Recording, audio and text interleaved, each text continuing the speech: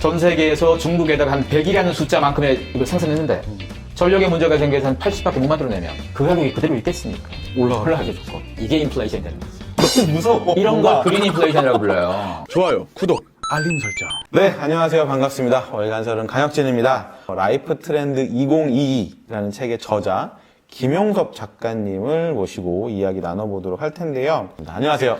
안녕하세요. 반갑습니다. 트렌드 분석가 김용섭입니다. 이 책을 잘 보면 알겠지만 한 반쯤은 기업에 이익이 되는 내용, 한 반쯤은 일반 사람들에게 더 이익이 될 수 있는 내용이 좀 섞여 있을 거예요. 트렌드가 소비만 있는 게 아니에요. 어떻게 살아갈 건가가 바로 라이프 트렌드가 되고 이 속에 의식주가 있고 우리의 라이프의 방향이 있죠.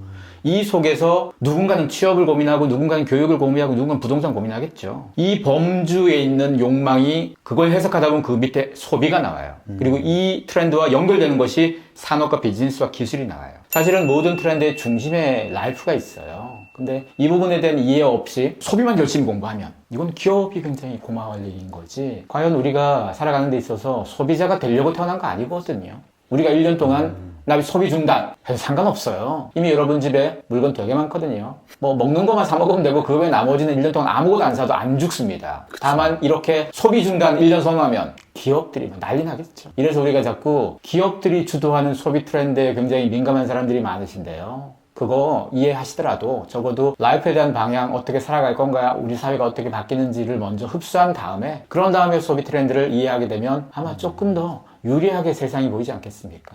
그런 걸 연구합니다. 그렇게 해서 이제 이번에 나온 책의 부제가 베터 노멀 라이프라고 되어 있어요. 그래서 이 베터 노멀이 간단히 얘기하면 어떤 뜻인가요? 우선 지금 팬데믹이 끝나가는 분위기라고 그럼 2022년이면 좀 희망찬 해가 아닐까라고 오해하는 사람들이 있어요. 아니에요? 절대 안 그렇습니다. 그래요? 우리가 한 2년간 마스크 열심히 쓰고 있느라고 마스크가 세상 전부라고 오해했어요.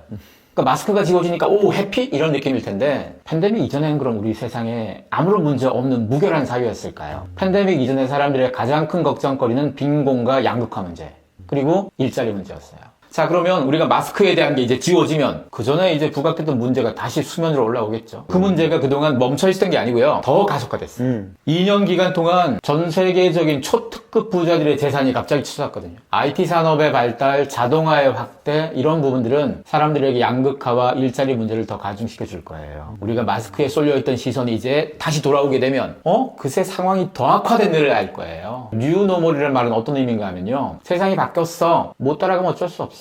이런 느낌이에요, 사실은.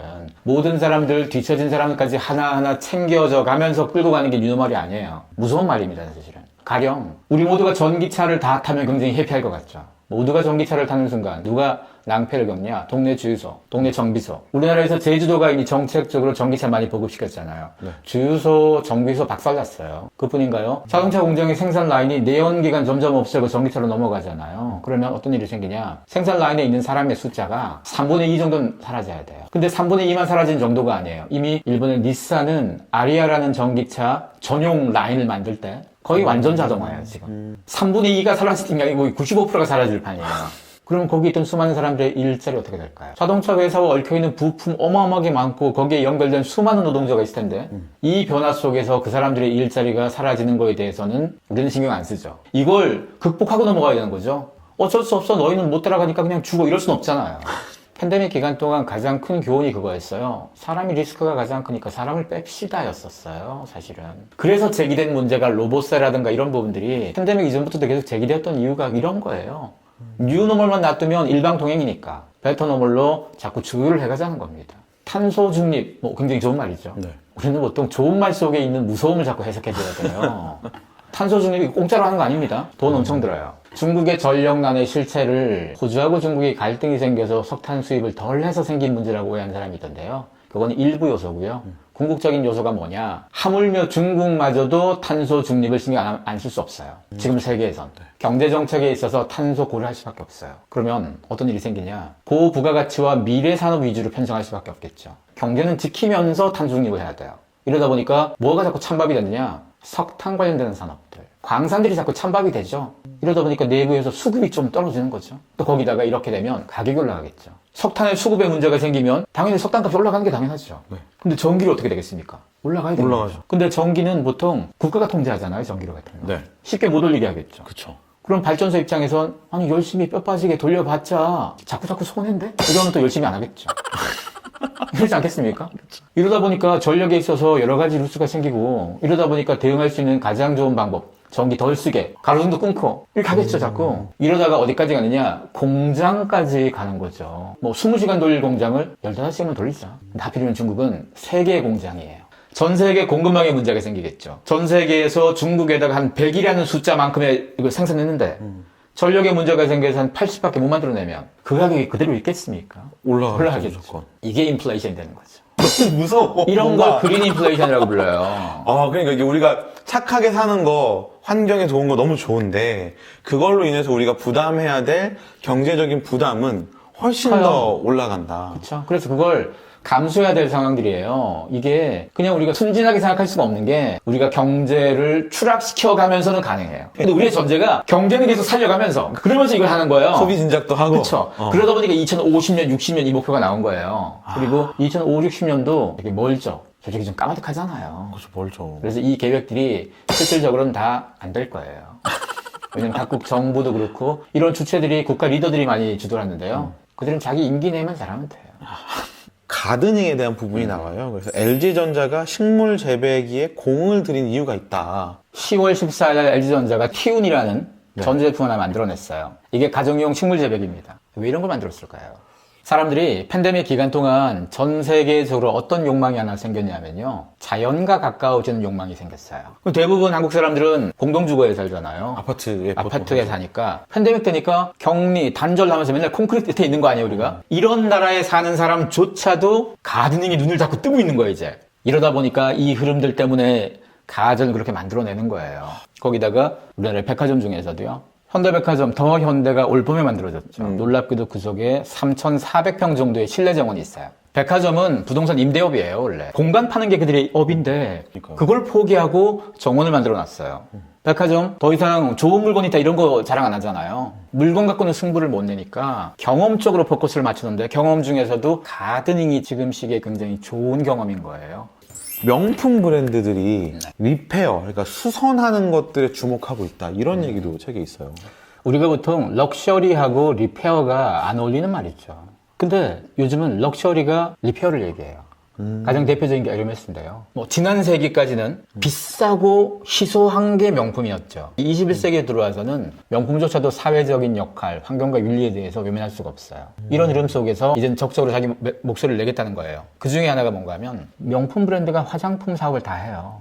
에르메스 립스틱 하나가 9만 원대 정도 하거든요. 놀라운 건 뭔가 하면 에르메스에선 이 립스틱과 별도로 리필용을 팔아요. 다 쓰면 껍데기는 놔두고 리필만 끼워 쓰는 거예요. 그렇죠. 에르메스의 메시지는 이거 하나를 덜 만들어도 되는 거니까 우리는 자원 절감, 에너지부터 환경에 기여하는 브랜드라고 포지션을 자꾸 잡는 거예요. 요게 얘들만 그런 게 아니고 수많은 명품 브랜드가 다 이 맥락이에요. 이거랑 관련해서 책에 나온 얘기가 요즘 세대들의 스몰 액션에 대한 이야기도 있더라고요. 옛날 사람들은 다 거창했어요. 세상을 바꿀 듯 막 말은 얼마나 잘하는지 말만 많이 하죠. 근데 지금 시대 20대들, 30대들 입장에선 그러면 우리 일상에 있는 것들 필요한 거면 내가 스스로 바꾸면 되는 거예요. 한 명이 바꾸는 건 티가 안 나는데 모여서 100명이 되고 10,000명이 되고 10만 명이 되면 이들이 조금 바꾸는 것들이 모이면 나중에 세상도 바뀔 수 있겠죠. 이래서 요즘 20대들 사이에서 유행하는 것 중에 하나가 비누로 머리 감는 거. 지금 제가 비누로 머리 감다 그러니까 머릿속에서 아저씨인가 이런 느낌이죠. 그 정도는 아니에요? 옛날에는 아저씨들은 비누로 다 했어요. 비누 하나 가지고. 오이비누. 없이 살 때 다 했습니다. 근데 가만 생각해 보세요. 인류가 머리 감는 샴푸 따로 쓰고, 세수하는 거 따로 쓰고, 몸 씻는 거 따로 쓰고, 언제부터 그랬을까요? 전 세계가 우리에게 더 많은 소비를 하기 위해서 플라스틱이나 화학 물질들을 훨씬 더 많이 써왔었어요. 가만 생각해 봤더니 여기에 들어가는 플라스틱 되게 많죠. 만약에 우리가 이걸 고체화된 형태로 썼더라면 펌프도 필요 없고 플라스틱 통이 필요 없는 거 아니에요. 그렇죠. 왜냐면 기본 성분을 만들어 놓고 거기다가 물 집어넣고 부드럽게 만들어서 파는 거란 말이에요, 다. 그럼 여기서 다 물을 빼버리고 고체화시키면 플라스틱 사라질 수 있고 화학물질 덜 쓸 수 있고 거기다가 부피가 달라지는 거니까 유통비용도 달라질 거고. 그렇죠. 이렇게 해서 등장한 게 비누처럼 생긴 샴푸바예요. 이런 걸 요즘 많이 쓰죠. 이걸 쓰는 사람들이 샴푸의 편리함을 알긴 알지만 난 그것보다도 이걸 바꾸겠다.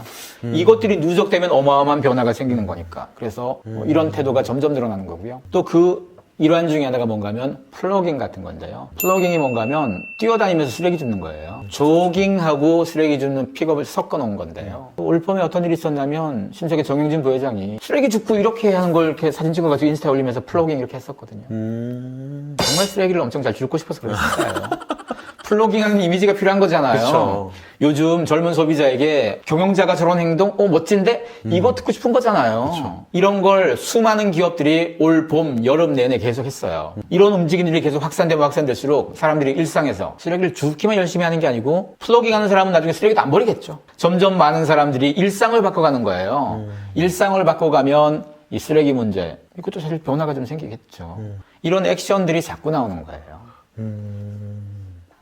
우리가 한번 생각해 볼 것 중에 하나가요. 미니멀리즘이라는 단어 우리도 되게 좋아하잖아요. 네네. 근데 놀랍게도 구글 트렌드에서 미니멀리스트라는 키워드로 트래픽을 보면요. 쭉 올라가다가 팬데믹이 되니까 꺾여요. 이 반대말이 맥시멀리스트잖아요. 맥시멀리스트는 바닥이 있어야 돼서 바닥에 쭉 기고 있다가 팬데믹 되니까 확 올라가요. 왜 그러냐? 어떤 사람은 단촐하게 사는 게 자기한테 맞겠죠. 근데 어떤 사람은 그냥 나는 내가 좋아하는 거 쭉 쌓아놓고 살래. 내가 보이는 곳에 쫙 모아놓는 이게 각자의 즐거움일 수도 있잖아요. 근데 우리 사회가 뭐 하나가 뜨면 나머지는 자꾸 나쁜 게 돼버려요.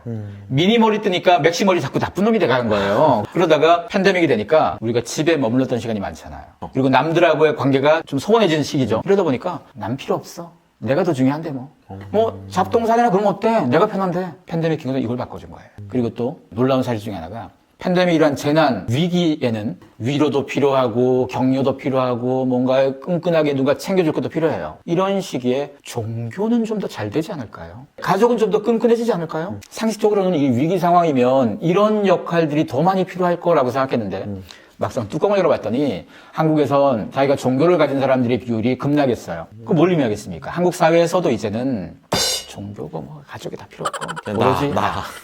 그리고 날 지키는 존재가 그 전까지 관계 중에서도 혈연학연 지원이라는 끈끈이었다면 지금은 이거 아니고 나랑 같은 취미를 가진 사람이 됐건 나랑 같은 공부를 하는 사람이 됐건 이런 사람들이 더 필요한 거예요 지금은. 팬데믹을 겪으면서 우리가 중요한 건 나 자신이고 당연히 라이프의 방향도 미니멀 대신 맥시멀이 나올 수 있고 거기다가 삶에 있어서도 내가 중심이니까 스스로가 행복할 방법을 자꾸 찾는 건 거고 나는 맥시멀이 좋아 난 잡동사니가 좋아 이런 말을 할 수 있는 사회하고 너 아직도 그러고 살아? 이런 소리 듣는 건 다르잖아요. 그쵸.